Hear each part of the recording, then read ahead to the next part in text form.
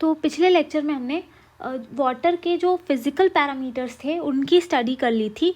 आज के इस लेक्चर में हम वाटर के कुछ केमिकल पैरामीटर्स की स्टडी करेंगे। तो अपना लेक्चर स्टार्ट करते हैं। और सबसे पहला जो हमारा पैरामीटर है वो है हमारा टोटल डिज़ोल्व सॉलिड्स। तो पिछले लेक्चर में हमने फिज़िकल पैरामीटर में पढ़ा था total suspended solid. Suspended solid वो सॉलिड्स थे जो कि वाटर में सस्पेंशन के फॉर्म में प्रेजेंट थे। डिज़ोल्व सॉलिड में वो सॉलिड होंगे जो कि डिज़ोल्व मिनरल्स होंगे, सॉल्ट्स होंगे, मेटल कैटायंस होंगे या एनायंस होंगे जो कि वाटर में डिज़ोल्व हैं। ये क्या कंप्राइज होता है? TDS, inorganic salts, organic matter जो कि वाटर में डिज़ोल्व हैं। तो अगर हम इन जनरल कहें तो TDS कंसनट्रेशन क्या होता है? Sum of cations and anions in water. इसकी मेजरमेंट की वही टेक्निक है जो सस्पेंडेड सॉलिड की थी, ग्राविमेट्रिक टेक्निक है, जिसमें हम वाटर का सैंपल को फिल्टर करते हैं। फिल्ट्रेट को इसमें हम कलेक्ट करेंगे, जो लिक्विड पोर्शन है उसको कलेक्ट करेंगे और एक खाली बीकर का हम वो लेंगे, वेट लेंगे। फिर जो लिक्विड है उसको उस कंटेनर में डालेंगे और सैंपल को हम छोड़ देंगे ओवन में 103 डिग्री सेल्सियस के लिए 24 आवर्स के लिए। उसके बाद उसको वहाँ से रिमूव करेंगे और एक डेसिकेटर में ड्राई करेंगे फॉर 3 to 4 आवर्स। अब जब कंटेनर ठंडा हो जाएगा तो हम दोबारा से उसका वेट लेंगे और एटलीस्ट 3 टाइम्स लेंगे ताकि कोई एरर की गुंजाइश ना हो। अब जो इनिशियल वेट हमने लिया था जो एम्प्टी कंटेनर का, उसमें से जो फाइनल जो आया ड्राइड रेसिड्यू के साथ जो वेट आया, उसमें से हम इनिशियल वेट जो खाली कंटेनर का था उसको सब्ट्रैक्ट कर देंगे। तो हमें ये पता लगेगा कि इंक्रीज़ इन वेट क्या आया है। और वो इंक्रीज़ इन वेट किस वजह से आया है? जो रेसिड्यू प्रेजेंट है ड्राइड फॉर्म में, यानी कि हमारा डिज़ोल्व सॉलिड का कंटेंट, तो ये हमें मिल जाएगा। अब फॉर्मूला कुछ यूज़ करना पड़ेगा कंसनट्रेशन TDS की मिलीग्राम पर लीटर में निकालने के लिए। फॉर्मूला होता है B-A/C × 1000 × 1000, जहाँ पर A जो है वो हमारा है weight of clean dried container, B हमारा है weight of container and residue, C हमारा वॉल्यूम ऑफ सैंपल। अगर हम TDS की लिमिट की बात करें तो 500 ppm इसकी लिमिट होती है और कॉज ऑफ रिजेक्शन हमारा होता है 2000 ppm। फिर इलेक्ट्रिकल कंडक्टिविटी की बात करते हैं। Electrical conductivity measures the ability of water to conduct an electric current. ठीक है, इलेक्ट्रिक करंट कितना फ्लो करवा पा रहा है वाटर, इसी के मेजर को हम इलेक्ट्रिकल कंडक्टिविटी कहते हैं। तो ये इंडिकेटर होता है टोटल डिज़ोल्व सॉल्ट्स का एक वाटर सैंपल में कि कितने सॉल्ट डिज़ोल्व फॉर्म में है। जितना ज़्यादा कंसनट्रेशन होगा डिज़ोल्व सॉल्ट का, उतना ही ज़्यादा इलेक्ट्रिकल करंट जो है वो कंडक्ट हो पाएगा। और जितना ज़्यादा टेम्परेचर होगा वाटर का, उतनी ही ज़्यादा एबिलिटी होगी वाटर की इलेक्ट्रिक चार्ज को कंडक्ट कराने की। इसीलिए हम जब इलेक्ट्रिकल कंडक्टिविटी को मेजर कर रहे होते हैं तो सारी मेजरमेंट का एक रेफरेंस टेम्परेचर लेते हैं, वो होता है हमारा 25 डिग्री सेल्सियस पे। मेजरमेंट के लिए हम कंडक्टिविटी मीटर का यूज़ करते हैं, एक इलेक्ट्रॉनिक डिवाइस होती है और इसकी जो यूनिट होती है मेजरमेंट की वो होती है माइक्रोमोल्स पर सेंटीमीटर या फिर डेसीसाइमन्स पर मीटर। दोनों की सिमिलर ही वैल्यू होती है 25 डिग्री सेल्सियस पे। 1 डेसीसाइमन्स पर मीटर जो होता है वो 1 मोल्स पर सेंटीमीटर के इक्वल होता है। उसके बाद pH की बात करें तो pH हमें पता है कि वैल्यू होती है जिससे हमें पता लगता है कि वाटर एसिडिक है या बेसिक है। तो pH मेजर करता है balance of positive ions H+ या फिर नेगेटिव हाइड्रोक्साइड आयंस वाटर में। ये एक फिगर होती है 0 से लेके 14 तक, जो कि डिफाइन करती है कि वाटर कितना एसिडिक होगा या बेसिक होगा। ठीक है, और एक इसको स्केल एक यूज़ होता है इसमें मेजर करने के लिए, जिसको हम कहते हैं लॉगरिथमिक स्केल। जितना कम हमारा नंबर है उतना ही ज़्यादा पानी एसिडिक है, जितना ज़्यादा नंबर है उतना ज़्यादा हमारा पानी बेसिक है। और 7 अगर वैल्यू है तो उसको हम न्यूट्रल कंसिडर करते हैं।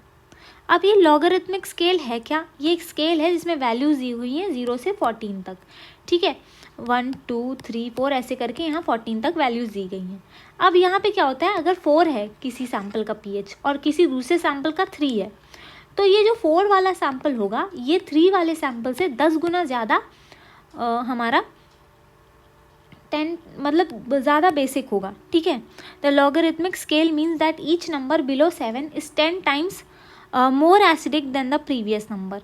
व्हेन काउंटिंग डाउन, ठीक है। तो मतलब 3 वाला जो सैंपल है वो 4 वाले सैंपल से 3 गुना ज़्यादा एसिडिक है। जितना कम नंबर होता जाएगा, जैसे 2 वाला होगा वो 3 वाले से 10 गुना ज़्यादा एसिडिक होगा, 1 वाला 2 वाले से 10 गुना ज़्यादा एसिडिक होगा ये। और अगर हम बेसिसिटी की बात करें तो 7 के आगे जैसे 8 और 9 है, तो जो 9 वाला नंबर होगा वो 8 वाले नंबर से 10 गुना ज़्यादा बेसिक होगा। तो इस तरीके से हमारा लॉगरिथमिक स्केल जो है वो मेजर करता है। इसको अगर हमें शो करना हो पीएच को, तो ये क्या होता है, minus of log H+ ions की कंसंट्रेशन। प्योर वाटर की बात करें तो पॉजिटिव हाइड्रोजन आयंस और नेगेटिव हाइड्रोक्साइड आयन एक इक्विलिब्रियम में रहते हैं और उस पीएच जो होता है वो 7 होता है 25 डिग्री सेल्सियस पे। मेजरमेंट हमारी पीएच मीटर से होती है। ये एक इलेक्ट्रॉनिक डिवाइस होती है एक प्रोब के साथ, ठीक है। और लिमिट की बात करें तो 6.5 से लेके 8.5 होना चाहिए हमारा ड्रिंकिंग वाटर में। और रिजेक्शन कब होता है, अगर 6.5 के नीचे है या फिर 9.2 से ऊपर है तब रिजेक्ट हो जाता है ऐसा वाटर। इंडिकेटर भी कुछ यूज़ करते हैं, पीएच मीटर तो हम यूज़ करते ही हैं, साथ ही साथ कुछ इंडिकेटर्स हैं। जैसे एसिडिक, अगर हमें वाटर के एसिडिक नेचर को फाइंड करना है तो मिथाइल ऑरेंज का यूज़ करते हैं, जो कि 2.8 से लेके 4.4 की रेंज में वर्क करता है। अगर बेसिक इंडिकेटर लेना है तो होता है फेनोप्थिलीन, जो कि चेंज करता है कलर 8.6 से लेके 10.3 के पीएच के बीच में, जिससे हमें पता लगता है कि वाटर बेसिक है या नहीं। अब इफ़ेक्ट्स की बात करें तो एसिडिक वाटर क्या करता है, कोरोजन कॉज करता है। एल्कलाइन वाटर हमारा इंक्रस्टेशन कॉज करता है। इंक्रस्टेशन यानी कि जो पाइप्स होती हैं उनमें सॉल्ट जो होते हैं वो जम जाते हैं, क्रस्ट फॉर्म हो जाती है। फिर हम हार्डनेस की बात करें तो हार्डनेस की ऐसी प्रॉपर्टी होती है वाटर की जो कि सोप को झाग बनाने से प्रिवेंट करती है, ठीक है। पानी में जो सोप होता है वो झाग नहीं बना पाता, तो ये प्रॉपर्टी जो वाटर की होती है इसको हम हार्डनेस कहते हैं। और ये किस लिए होती है, क्योंकि वाटर में कुछ सॉल्ट होते हैं उनकी प्रेजेंस होती है, जैसे कि कैल्शियम, मैग्नीशियम या फिर अदर हैवी मेटल्स की।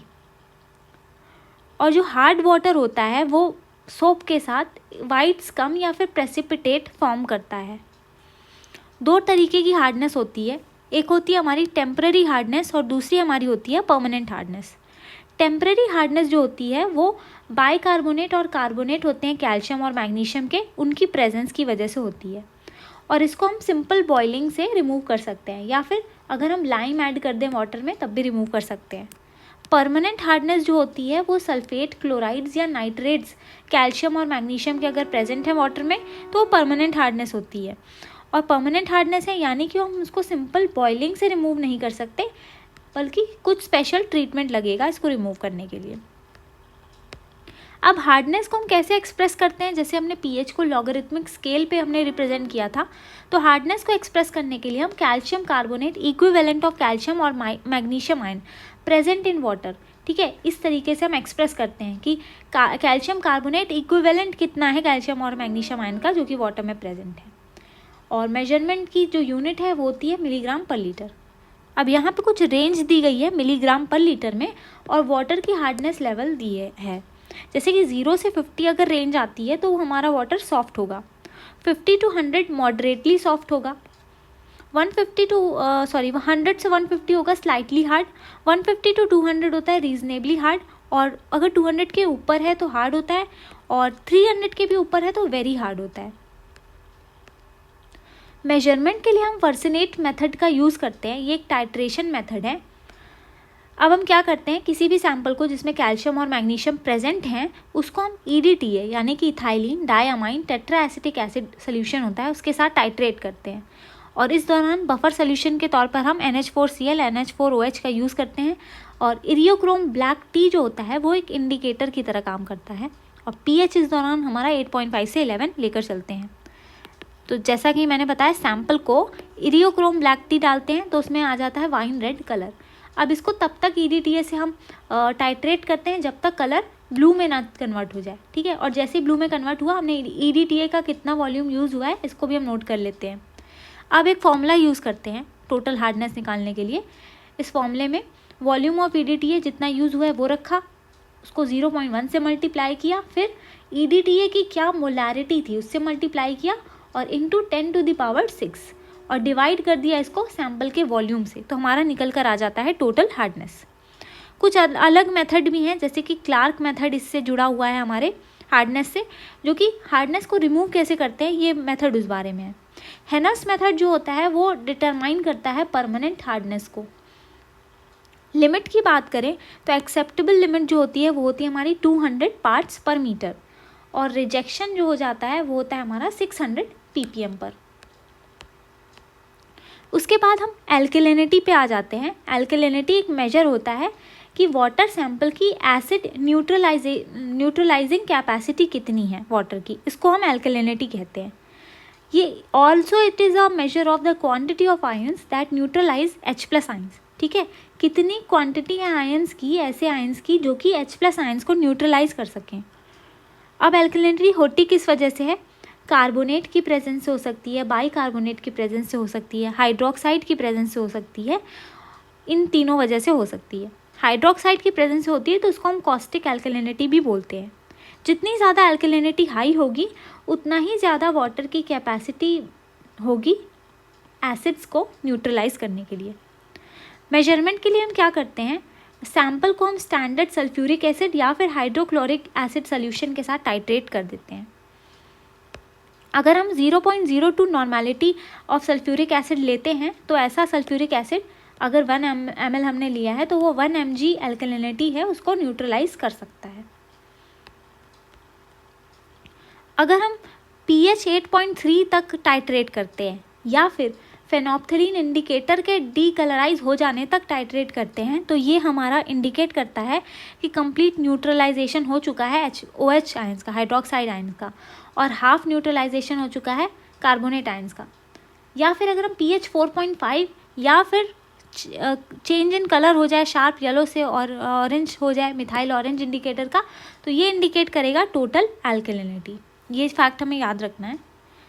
अब फेनोप्थलीन एल्केलिनिटी और टोटल एल्केलिनिटी को मेजर करने के लिए एक फॉर्मूला यूज़ करते हैं। वो फॉर्मूला क्या है? दोनों का फॉर्मूला सेम है, बस ए की जगह बी को रख देना है। A into normality of acid into 50,000 divided by ml of sample. ठीक है, कितना ml हमने सैम्पल का लिया हुआ है इससे हम निकाल लेंगे। जहाँ पर A जो है वो टाइट्रेंट है, कितना टाइट्रेंट यूज़ हुआ है pH 8.3 तक टाइट्रेट करने के लिए, और B क्या है, कितना टाइट्रेंट यूज़ हुआ है pH 4.5 तक टाइट्रेट करने के लिए। N नॉर्मेलिटी है सोल्यूशन की, और 50,000 एक कन्वर्जन फैक्टर है जिसको CaCO3 के टर्म्स में हम नॉर्मेलिटी को चेंज कर सकते हैं। तो ये हमारा एल्केलिनिटी था। अब नाइट्रोजन कंटेंट पे आ जाते हैं। नाइट्रोजन हमें पता है कि सारे लिविंग ऑर्गेनिज्म जो होते हैं उनके लिए यूज़फुल होता है। क्यों? क्योंकि इससे प्रोटीन बनाने में हेल्प मिलती है, और प्रोटीन हमारे ग्रोथ और रिप्रोडक्शन के लिए बहुत इंपॉर्टेंट होता है। तो नाइट्रोजन कंटेंट हमारा इम्पॉर्टेंट है हमारे लिए। लेकिन अगर वाटर में ही प्रेजेंट है तो इंडिकेट कर रहा होता है कि वाटर में ऑर्गेनिक मैटर की भी प्रेजेंस है, और किस फॉर्म में नाइट्रोजन प्रेजेंट है वो हमें दिखाता है कि क्या पीरियड रहा है इस पोल्यूशन का। ठीक है, कितने टाइम से पोल्यूशन हुआ है इसमें, या फिर हाँ टाइम ड्यूरेशन बताता है। तो ये होता है। और फॉर्म्स ऑफ नाइट्रोजन क्या क्या होते हैं, किस किस फॉर्म में हो सकता है? फ्री अमोनिया के फॉर्म में हो सकता है, ऑर्गेनिक नाइट्रोजन के फॉर्म में हो सकता है, नाइट्राइट्स के फॉर्म में हो सकता है, या फिर नाइट्रेट्स की फॉर्म में हो सकता है। अमोनिया जो होता है वो सबसे लीस्ट स्टेबल फॉर्म होता है नाइट्रोजन का पानी में। अब अमोनिया को हम नाइट्रेट में इजीली ट्रांसफॉर्म कर सकते हैं। ठीक है, ऐसे वाटर में जिसमें ऑक्सीजन ज़्यादा है। ठीक है, जिसमें ऑक्सीजन है जिस पानी में, उसमें अगर अमोनिया है तो वो इजीली नाइट्रेट में ट्रांसफॉर्म हो जाएगा, और अगर पानी में ऑक्सीजन कम है तो वो नाइट्रोजन गैस में कन्वर्ट हो जाएगा। तो ये चीज़ याद रखनी है। अब अमोनिया चाहे कितनी भी लो क्वांटिटी में हो वो फिश और एक्वाटिक ऑर्गेनिजम्स के लिए टॉक्सिक होता है। अब अगर अमोनिया की प्रेजेंस है पानी में तो ये इंडिकेट करता है कि पोल्यूशन अभी अभी रिसेंटली हुआ है, ज़्यादा टाइम नहीं बीता। दूसरा हमारा टाइप आ जाता है ऑर्गेनिक नाइट्रोजन का। ये तब बनता है जब प्रोटीन और other compound in combination with carbon. ठीक है, ये प्रोटीन और ऐसे ही अलग अलग कार्बोहाइड्रेट ऐसे कंपाउंड में पाया जाता है जो कि कार्बन के साथ जो है कंपाउंड बनाते हैं। अगर ये प्रेजेंट है ऑर्गेनिक नाइट्रोजन तो ये इंडिकेट करता है कि अभी ऑर्गेनिक मैटर का डिकम्पोजिशन स्टार्ट नहीं हुआ है, क्योंकि अगर डिकम्पोजिशन स्टार्ट हुआ होता है तो हमें कुछ और मिलता नाइट्रोजन का फॉर्म। अब ये रिप्रेजेंट करता है एक ऐसी स्टेज को जो कि just decomposition of organic matter के जस्ट पहले की स्टेज है, ठीक है। उसके बाद हमारा नेक्स्ट आ जाता है नाइट्राइड्स। अगर हमारा नाइट्रोजन नाइट्राइड के फॉर्म में है तो ये इंडिकेट करता है कि अभी पार्शियली डिकम्पोज्ड ऑर्गेनिक नाइट्रोजन है हमारे वाटर में। और नाइट्राइड्स का क्या रोल है, ये ह्यूमन ब्लड के साथ रिएक्ट करता है और एक डिजीज़, बहुत फेमस डिजीज़ है ब्लू बेबी सिंड्रोम, जिसे मीथेमोग्लोबिनेमिया भी कहते हैं, ये फॉर्म करता है। और ये जो सिंड्रोम होता है ये ब्लड की एबिलिटी होती है जो ऑक्सीजन को कैरी करने की, वो कम कर देता है, जिससे कि इन्फेंट्स की डेथ भी हो सकती है। और इसको जो मेजरमेंट का तरीका है वो है जेल्डाल मेथड, नाइट्रोजन के कंटेंट को। फिर हमारा आ जाता है क्लोराइड कंटेंट। क्लोराइड हमारे वाटर में आता है नेचुरल मिनरल डिपॉजिट से, एग्रीकल्चरल या इरिगेशन के डिस्चार्ज से, या फिर सीवेज और इंडस्ट्रियल एफ्लुएंट से। अब क्लोराइड जो होता है वो मोस्ट ऑफ द इंडिविजुअल्स में इतना डेट्रीमेंटल नहीं होता, अगर उनको कोई हार्ट की या किडनी की दिक्कत नहीं है, ठीक है, कोई डिजीज़ नहीं है। लेकिन अगर एक्सेस क्लोराइड कंटेंट है वाटर में तो ये वाटर पाइप्स को कोरोड कर सकता है। इसको मेजर करने के लिए हम मोर्स मेथड का यूज़ करते हैं, जिसमें कि रॉ वाटर सैंपल लेते हैं और उसको स्टैंडर्ड AgNO3 सोल्यूशन के साथ टाइट्रेट कराते हैं यूजिंग K2CrO4 एज इंडिकेटर, ठीक है, इंडिकेटर के लिए ये यूज़ करते हैं और स्टैंडर्ड AgNO3 के साथ हम टाइट्रेट करा सकते हैं। अब इसकी जो लिमिट होती है वो ड्रिंकिंग वाटर में 250 पार्ट्स पर मीटर होती है और सीवेज वाटर में 120 पार्ट्स पर मीटर, और रिजेक्ट कर दिया जाता है जब इसकी मात्रा 1000 ppm या उससे अबव चली जाती है। नेक्स्ट हमारा पैरामीटर है फ्लोराइड। फ्लोराइड जो होता है वो अक्सर नेचुरली वाटर में पाया ही जाता है, और अगर इसकी डेफिशिएंसी है वाटर में तो हमें इसको ऐड करना पड़ेगा, क्योंकि फ्लोराइड जो है वो 1 मिलीग्राम पर लीटर या फिर ppm तक हमारे लिए ज़रूरी होता है। अगर ये नहीं होगा तो डेंटल कैविटीज़ या कैरीज हो जाएगा, ठीक है, दांत में प्रॉब्लम आ जाएगी। लेकिन इसकी एक ऑप्टिमम कंसंट्रेशन को मेंटेन करना पड़ेगा। बहुत ज़्यादा हो गया तो क्या हो जाएगा, फ्लोरोसिस हो सकता है दांत में, जिससे कि दांत टेढ़े मेढ़े हो जाएंगे, मॉटलिंग हो जाएगी, और कभी कभी बोन डैमेज भी हो सकता है चिल्ड्रन और अडल्ट दोनों में ही। तो ये था फ्लोराइड। तो आज के इस लेक्चर में हमने वाटर के कुछ केमिकल पैरामीटर्स की स्टडी की है। अगले लेक्चर में जो हमारा बचा हुआ पार्ट है वो हम कवर करेंगे। Thank you.